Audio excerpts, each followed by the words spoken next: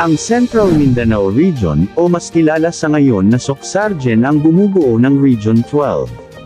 Ito ay kinabibilangan ng mga lalawigan ng South Cotabato, Sultan Kudarat, at Sarangani, at lungsod ng General Santos.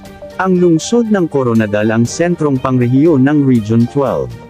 Sa bisa ng Executive Order No. 36 na nilagdaan ni Pangulong Gloria Macapagal Arroyo noong Setyembre taong 2001, na ilipat ang mga lalawigan ng South Cotabato, Sarangani, at lungsod ng General Santos mula sa Region 11, o Davao Region papunta sa Region 12, at pinalitan ang pangalan bilang Socsargen.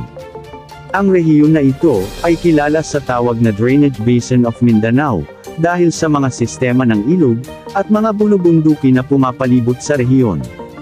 Dito sa rehiyon na ito matatagpuan ang pinakamahabang ilog sa Mindanao, ang Rio Grande de Mindanao, at ang pinakamataas na bundok sa Pilipinas, ang Mount Apo. Sikat din ang rehiyon na ito sa tinatawag na kulintang music, na kung saan ang mga Maguindanao na mamamayan, ay gumagawa ng musika gamit ang gong. Ang mga sikat na burial jars na natagpuan ng mga mananaliksik ng National Museum, sa Ayub Cave sa lalawigan ng Sarangani, ay isang pagpapatunay ng mga naunang mamamayan ng makalumang sibilisasyon sa Maitom.